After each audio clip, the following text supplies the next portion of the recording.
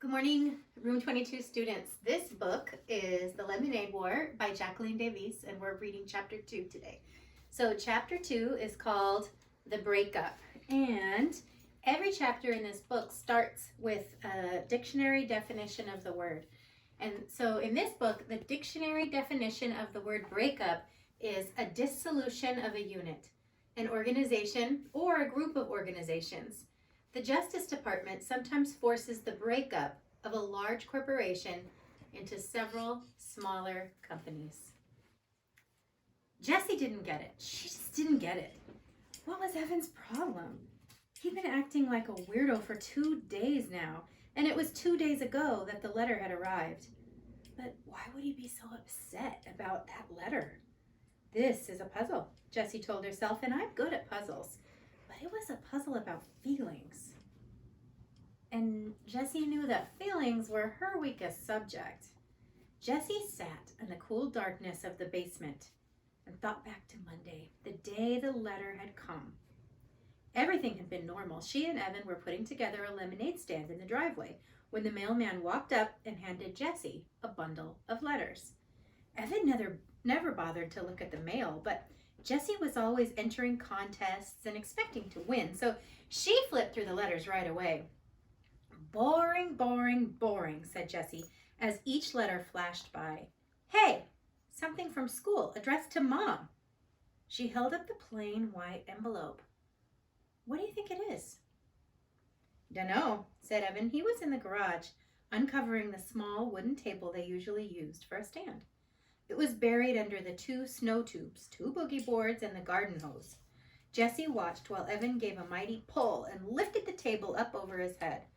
Wow, he's gotten so big, thought Jessie, remembering what Mom had said about Evan's growth spurt. Sometimes Jessie felt like Evan was growing twice as fast as she was. Growing up, growing away. It looks important, said Jessie. It looks like bad news, is what she thought in her head. Was there a problem? A complaint? A mix-up?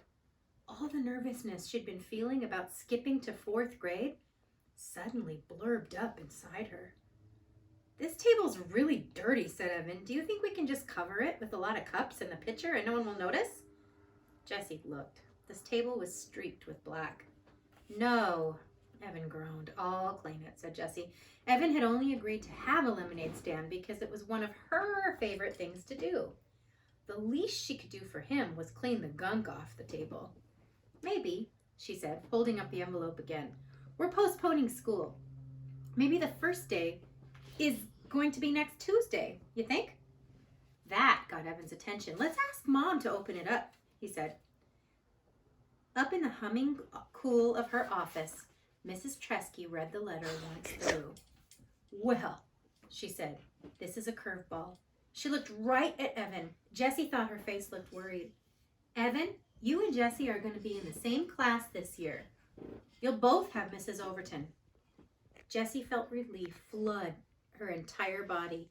The same class? She could have wished for one thing in the whole world, and that's what she would have wished for. She would be with Evan, and Evan would make everything easier. He would introduce her to all the 4th graders.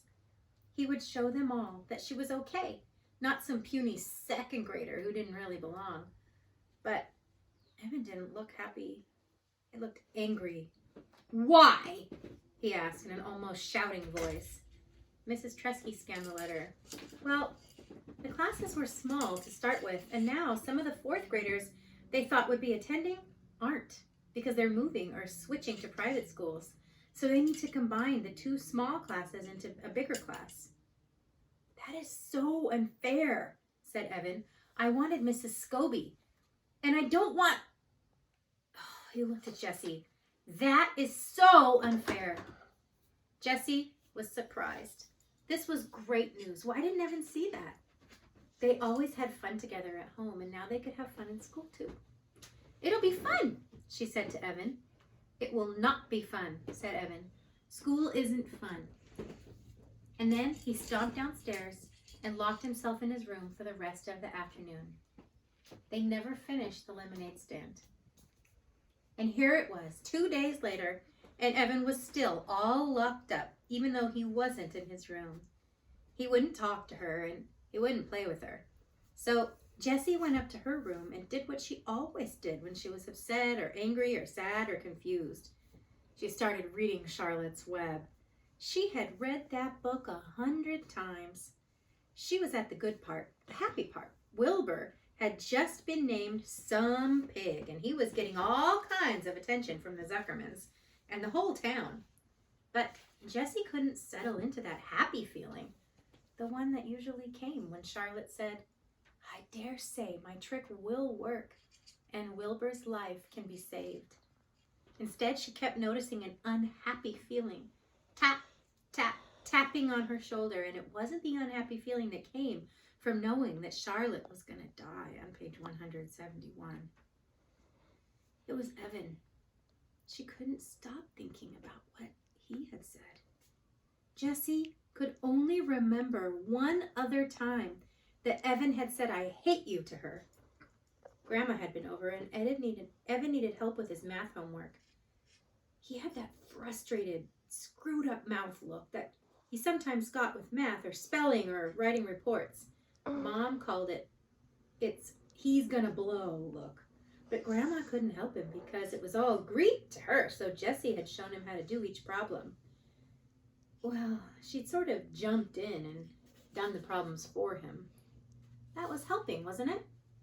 Grandma had called her a girl genius. But Evan had ripped his paper in half and run upstairs shouting, "I hate you!" just before slamming his door. That was last year. Jessie rested the book on her stomach and stared at the ceiling. People were confusing. She'd rather do 100 math problems than try to figure out someone else's mixed up feelings any day of the week. And that's why she and Evan got along so well. He'd just tell her straight out, "I'm mad at you because you ate the last Rice Krispie treat." And then she could say sorry. "Hey, I've got some Starburst in my room. You want them?" And that would be that. Evan was a straight shooter. Not like the girls at school, the ones who had started that club. She rolled over onto her side to get away from those thoughts. Across the room, against the opposite wall, she noticed 3 pieces of foam core her mom had bought for Jessie's Labor Day project. Every year, the Rotary Club sponsored a competition for kids to see who could come up with the best display related to the holiday. This was the first year Jessie was old enough to participate, and she had begged her mom to buy that foam core and gel pens and fluorescent paper and special stickers for her display. She was determined to win the prize money, $100. But she hadn't been able to come up with a single idea that seemed good enough. So here it was, just 5 days before the competition, and the foam core was still completely blank. Jessie reached for her book. She didn't want to think about the girls at school, and she didn't want to think about the competition. She started reading again. Wilbur and Charlotte were at the fair, and Charlotte was beginning to show her age. Jessie read the words that Wilbur had said to his best friend. "I'm awfully sorry to hear that you're feeling poorly, Charlotte. Perhaps if you spin a web and catch a couple of flies, you'll feel better." Well, the second part didn't apply at all, but Jessie imagined herself saying the first line. "I'm awfully sorry to hear that you're feeling poorly, Evan." It sounded about right. At least it would show him that she cared. And Jessie knew that this was an important when someone was feeling upset. She decided to go downstairs and give it a try. She would just do about just anything to get Evan back to the way he was before the letter. Jessie looked in the kitchen and the backyard. No Evan. She was halfway down the steps to the basement when she heard a noise coming from the garage.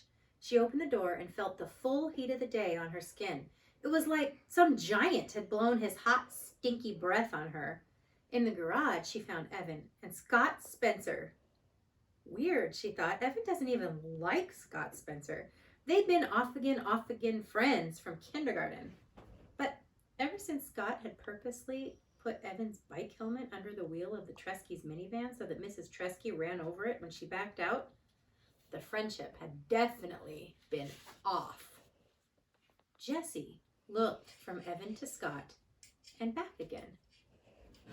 Now she had no idea what to say. I'm awfully sorry to hear that you're feeling poorly, Evan. Didn't seem to make much sense when Evan was obviously having fun with his friend. She tried to think of something else to say, and all she could come up with was, "What are you doing?" The boys were bent over a piece of cardboard. Evan was writing letters with a skinny, red felt-tipped pen. The purple cooler was in the middle of the garage, and 2 plastic chairs were stacked on top of it. On the top of a chair was a brown paper bag. "Nothing," said Evan, not looking up. Jessie walked over to the boys, and he peered over Evan's shoulder. And here, there's a little sign that says lemonade, 50 cents. But there's a misspelled word on the sign. The word lemonade isn't spelled correctly. She said, "You spelled lemonade wrong. It's an O, not an I." But she thought, oh good, a lemonade stand, my favorite thing to do. The boys didn't say anything. Jessie saw Evan's mouth tighten up. "You want me to make the lemonade?" she asked. "Already made," said Evan. "I could decorate the sign," she said. "I'm good at drawing butterflies and flowers and things." Scott snorted. "Huh? We don't want girl stuff like that on our sign." "Do you want to use my lockbox to keep the money in? It's got a tray with a separate compartments for all the different coins." "Nope," said Evan, still working on the sign. "Well," she said, looking around, "I can clean the table for you." The small wooden table, still covered in black streaks, was pushed up against the bikes. "We're not using it," said Evan. "But we always use the table for a stand," said Jessie. Evan pushed his face in her direction. "We don't want it." Jessie took a couple of steps back. Her insides felt runny like a fried egg that hasn't cooked enough. She knew she should just go back into the house. But for some reason, her legs wouldn't move. She stood still, her bare feet rooted on the cool cement. Scott whispered something to Evan, and the 2 boys laughed, low and mean. Jessie swayed toward the door, but her feet stayed planted. She couldn't stand it that Evan wanted to be with Scott, who was a real jerk, more than her. "Hey," she said, "I bet you need change. I've got a ton of change. You could have all my change. You know, as long as you pay it back at the end of the day." "Don't need it," said Evan. "Yeah, you do," insisted Jessie. "You always need change, especially at the beginning. You're going to lose sales if you can't make change." Evan capped the pen with a loud snap and stuck it in his pocket. "Scott's bankrolling us. His mom keeps a change jar, so we've got plenty." The boys stood up. Evan held the sign for Scott to read, turning his back on Jessie. "Awesome," said Scott. Jessie knew that sign was not awesome. The letters were too small and thin to read from a distance. Evan should have used a fat marker instead of that skinny felt-tipped pen. Everybody knew that. There weren't any pretty decorations to attract customers, and the word lemonade was spelled wrong. Why wouldn't Evan take a little help from her? She just wanted to help. Scott turned to her and said, "Are you really going to be in 4th grade this year?" Jessie's back stiffened. "Yep," she said. "Wow, that is so freaky." "Is not," she said, sticking out her chin. "Is too," said Scott. "I mean, you're a 2nd grader and now you're going to be a 4th grader? That's just messed up." Jessie looked at Evan, but he was busy taping the sign to the cooler. "Lots of people skip grades," said Jessie. "It's not that big of a deal." "It's completely weird," said Scott. "I mean, you miss everything from a whole year. You miss the whole unit on Antarctica, and that was the best. And the field trip to the aquarium and the thing where we all sent letters all over the country. Remember that, Evan? You got a letter from Alaska. That was so cool." Evan nodded, but he didn't look up. "It's that big of a deal, said Jessie again, her voice stretched tight like a rubber band. It's like you miss a year of your life, Scott said. It's like you're gonna die a whole year earlier than the rest of us because you never got to go to 3rd grade. Jessie felt cold and hot at the same time. Part of her wanted to yell, "That doesn't make any sense." But the other part of her felt so freakish, like Scott had just noticed that she had 3 legs. Evan stood up and tossed the paper bag to Scott, and then he grabbed the plastic chairs with one hand. "Come on, let's go." He reached down to grab one handle of the cooler. Scott grabbed the other, and together they lifted it and began to walk out of the garage.